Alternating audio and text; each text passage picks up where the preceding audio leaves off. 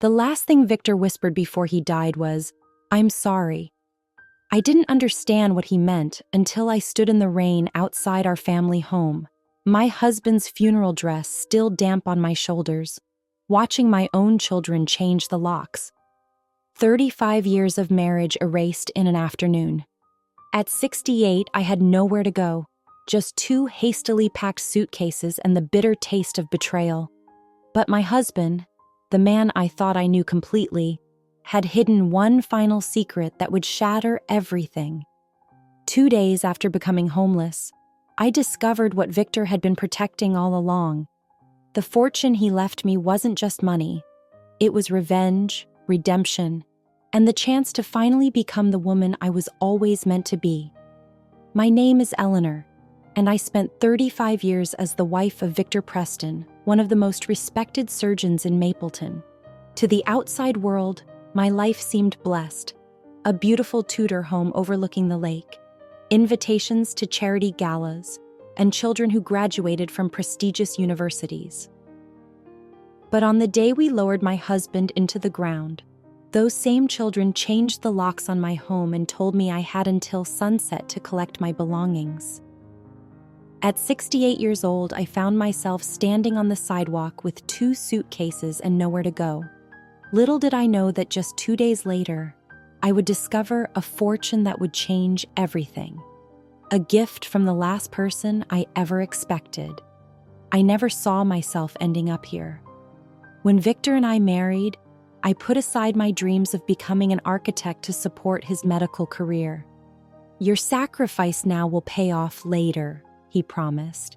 And in many ways it did. Our children, James, Olivia, and Marcus, had every advantage money could buy. I coordinated their activities, hosted Victor's colleagues, and maintained the perfect home. But there was another side to our marriage that no one saw. Victor controlled every aspect of our finances, insisting I didn't have the head for numbers. When I asked about our retirement planning, he'd smile that patronizing smile and say, "I've taken care of everything." After 3 decades, I stopped asking. When the heart attack took him at 72, it was sudden and brutal. One moment he was reading the morning paper, the next he was gone. In my grief, I never imagined that the real shock was yet to come, from the very children I had devoted my life to raising.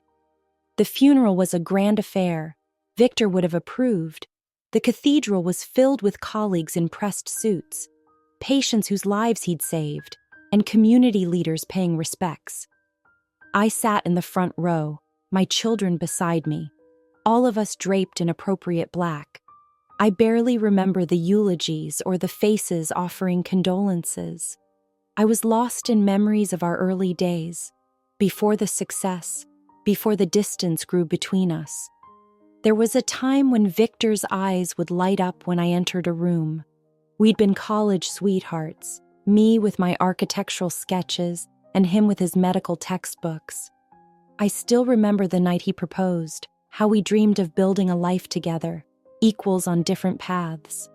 Somewhere along the way, that dream shifted. His career took center stage, and I became the support system that kept everything else running smoothly.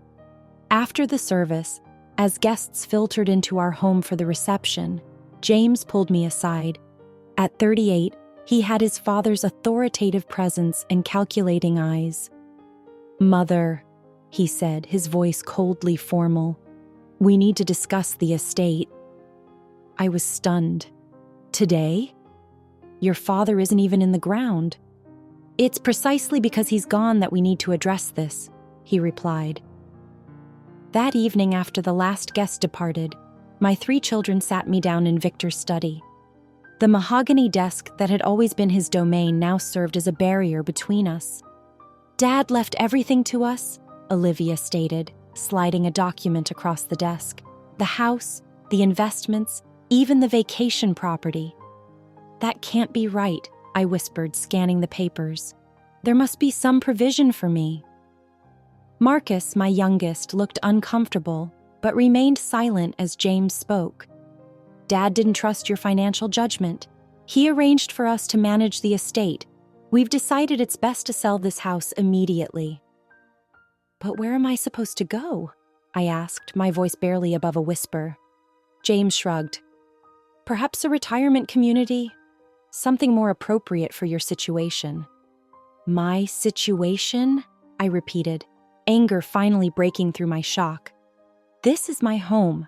I've lived here for 30 years. "It's not your home, Mother," Olivia corrected, her law degree evident in her precise tone. "It's part of Dad's estate, which he left to us.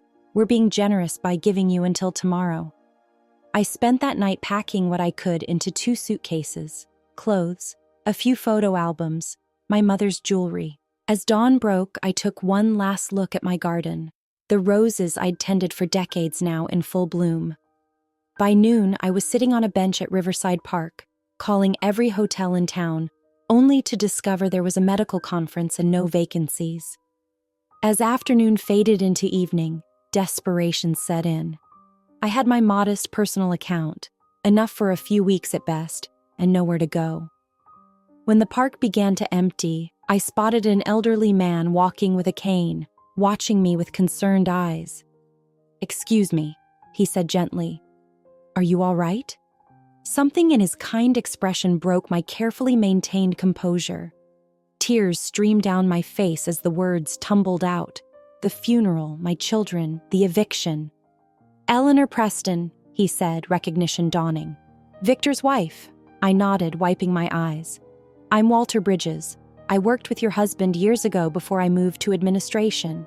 I vaguely remembered him, one of the hospital's board members, now retired. "You need a place to stay," he stated simply. "I have a guest house that's sitting empty.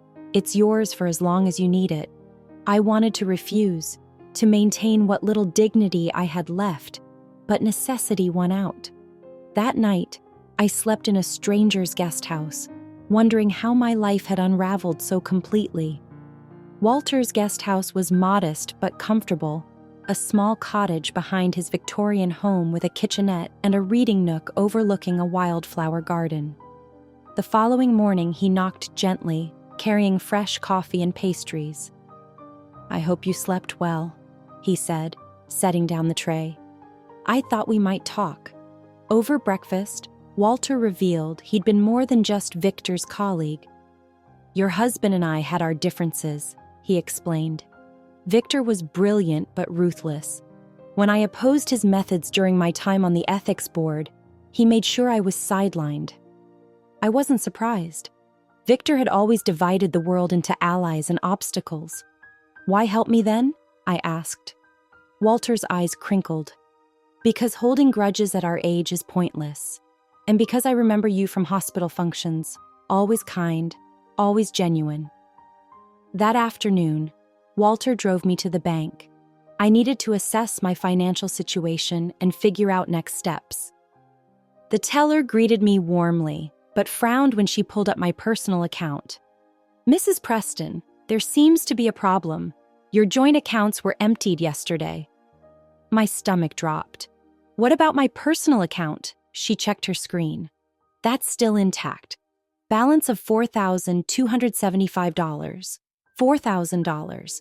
After 35 years of marriage, that's what I had to my name. My children had wasted no time." As we left the bank, I felt strangely calm. The shock was wearing off, replaced by clarity. I'd spent my life being the perfect wife and mother, and this was my reward. "What will you do now?" Walter asked. "I don't know," I admitted. "Find a small apartment, look for work maybe." He shook his head.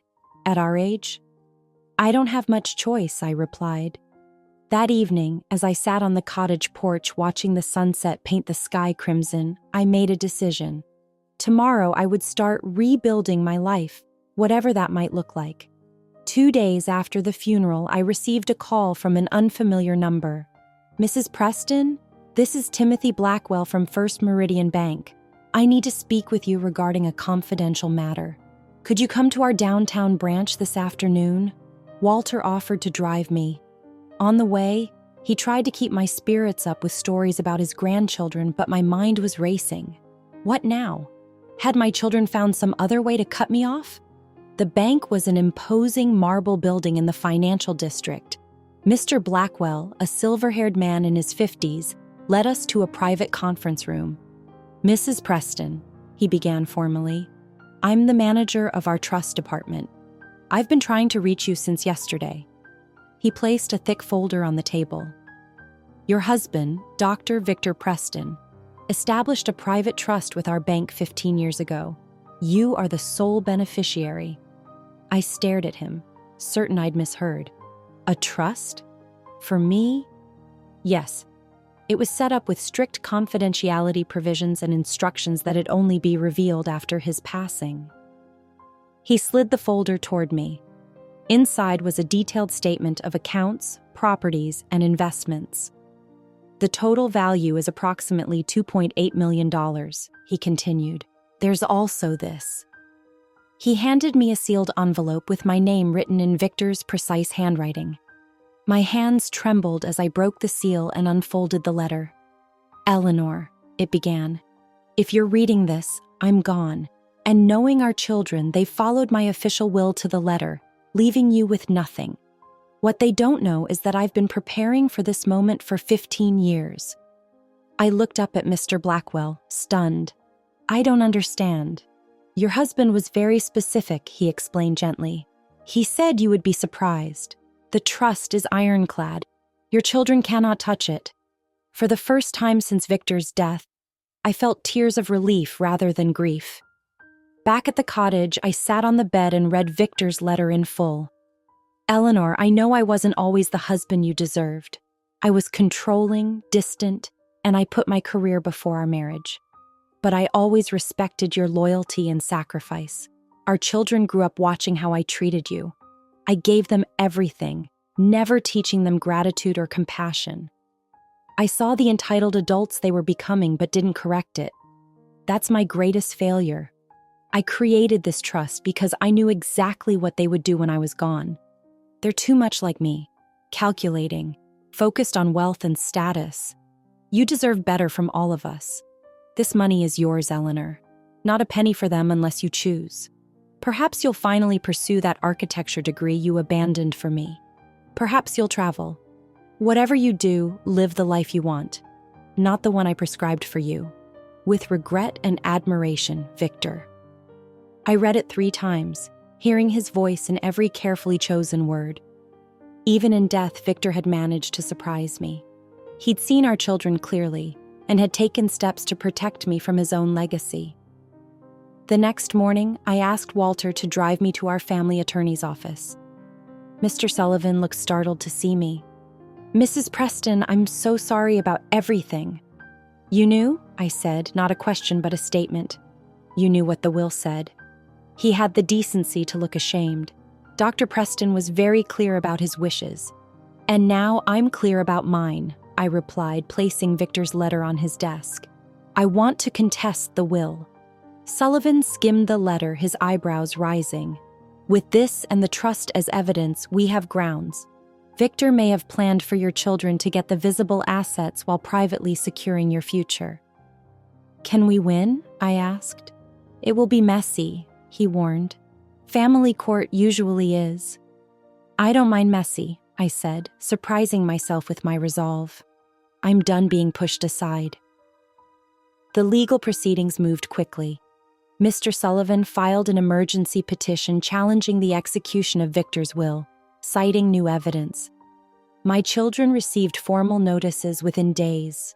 James called first, his voice tight with controlled rage. "What do you think you're doing?" "Fighting for what's mine," I replied calmly. "There's nothing to fight for," he snapped. "The will is clear."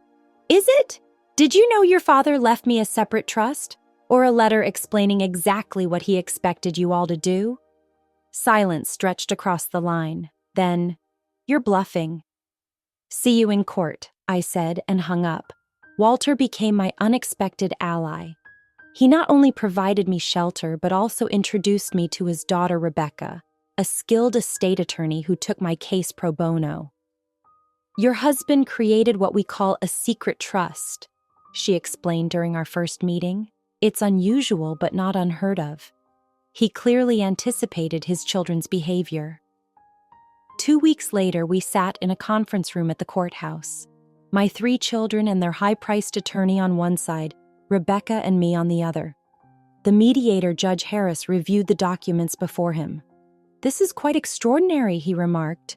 "Dr. Preston seems to have created contradictory estate plans." James's attorney leaned forward.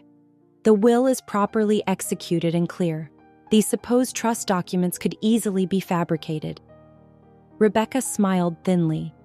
"The trust was established 15 years ago with First Meridian Bank. We have Mr. Blackwell here to authenticate the paperwork and testify to Dr. Preston's intentions." As Timothy Blackwell detailed the trust's creation, I watched my children's faces. James remained stone-faced. Olivia whispered furiously to their lawyer, but it was Marcus who caught my attention. My youngest looked genuinely shocked, then increasingly uncomfortable as the details emerged. Judge Harris reviewed the trust documents carefully. "I'm inclined to halt all distributions from the estate pending full review. This trust raises serious questions about Dr. Preston's true intentions regarding his wife's provision." As we filed out of the courthouse, Marcus approached me hesitantly. "Mom, can we talk?" We walked to a nearby cafe, sitting at a corner table. He looked thinner than I remembered, shadows under his eyes. "I didn't know," he said finally, "about the trust or what James and Olivia were planning." "But you went along with it?" I noted, keeping my tone neutral. He stared into his coffee. "I've always followed their lead, Dad's favorites, the successful ones." There was truth in that. James and Olivia had always been Victor's protégé, ambitious, driven, excelling in medicine and law. Marcus, with his quiet interest in teaching, had been something of a disappointment to his father. "They said you'd be fine, that Dad had discussed everything with them." He looked up. "I should have asked you. I'm sorry."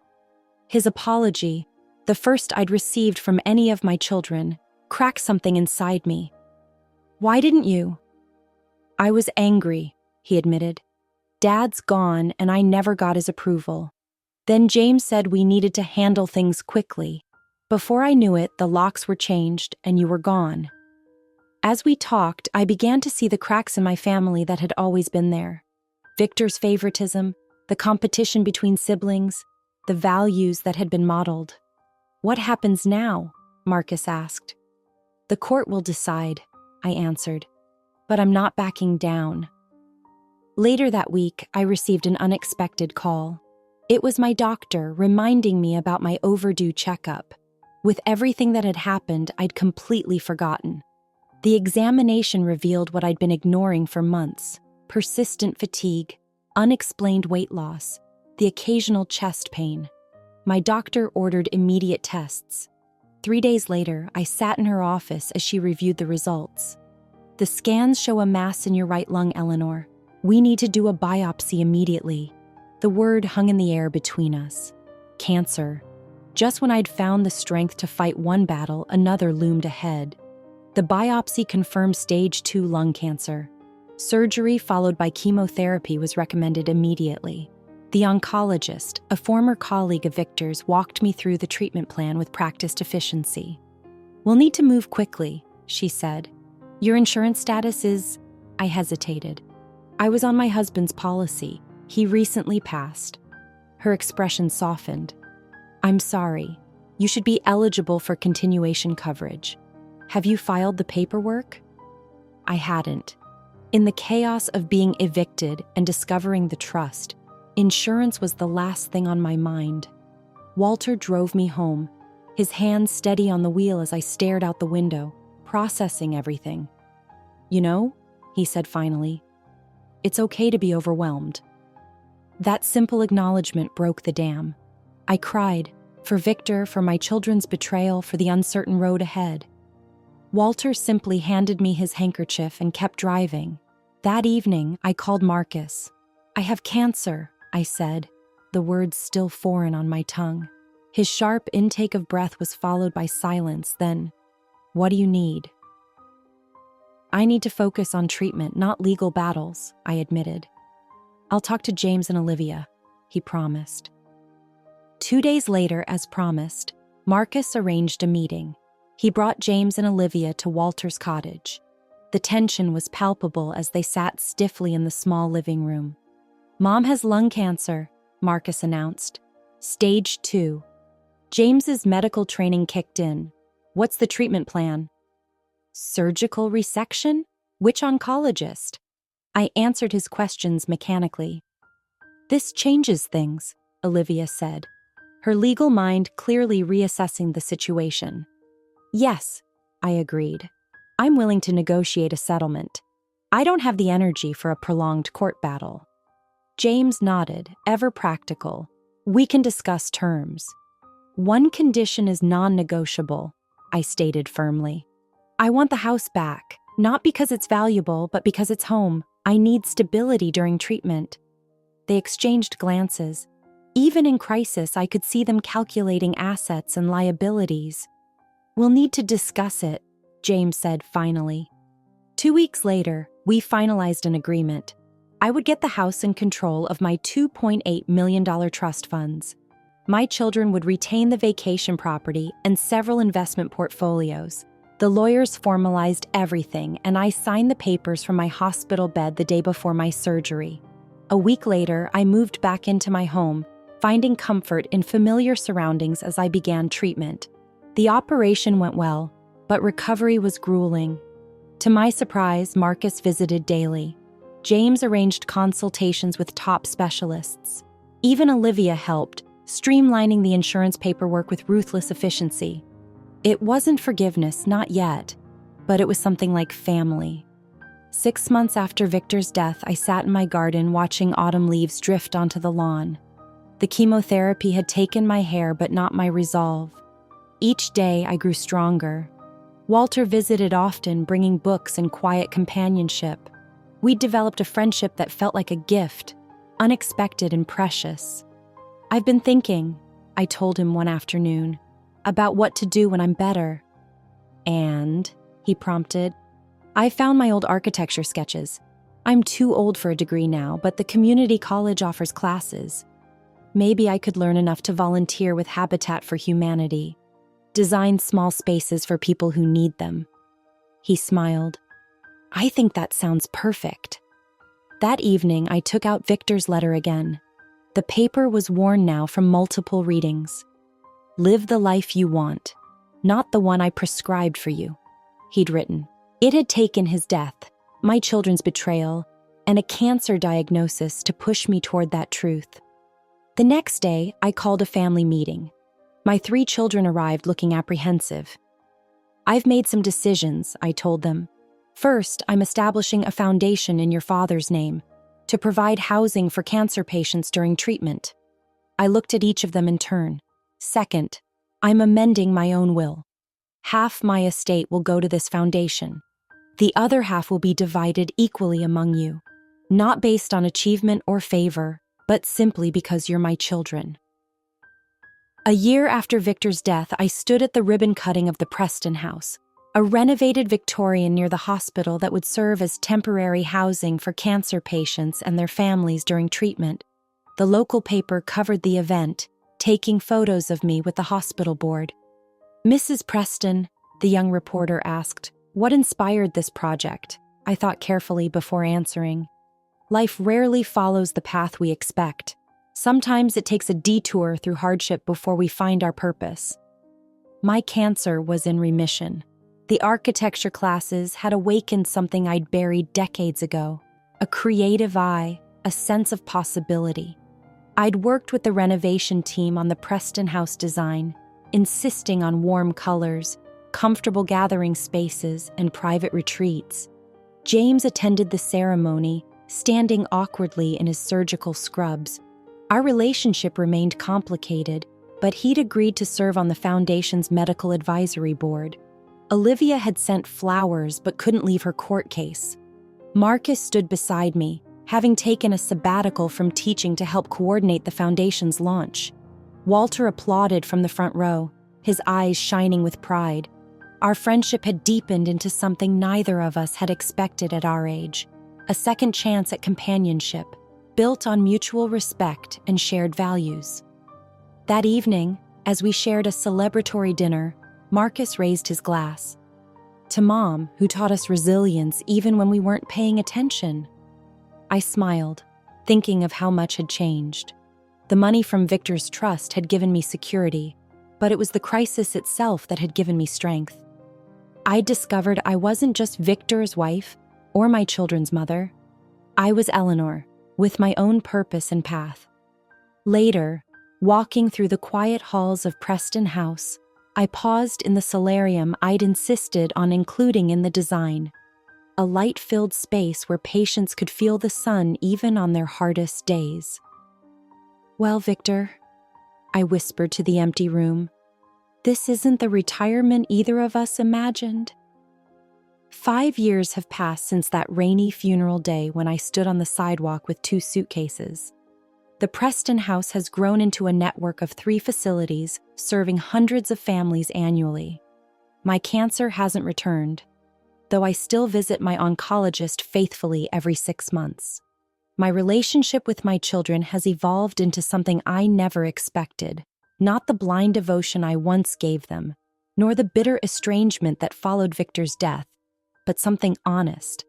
James still maintains his professional distance but consults me on foundation matters with growing respect. Olivia and I meet monthly for lunch, carefully navigating toward understanding.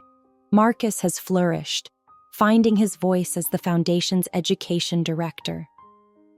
Walter and I married in a small ceremony in his wildflower garden 2 years ago.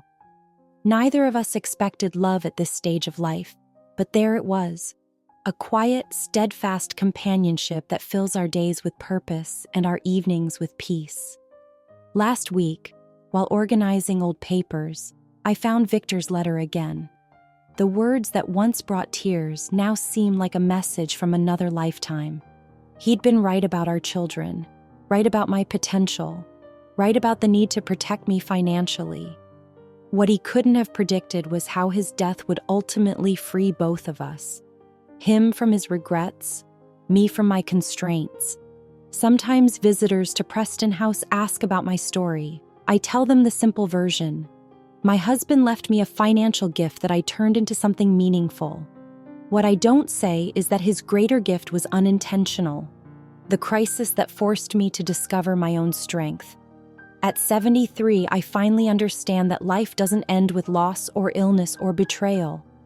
It simply changes course, offering new landscapes to navigate, new purposes to discover. The fortune Victor left me provided security, but the real treasure was finding myself in the aftermath of everything I thought I'd lost. And that revelation, unexpected and profound, has made all the difference.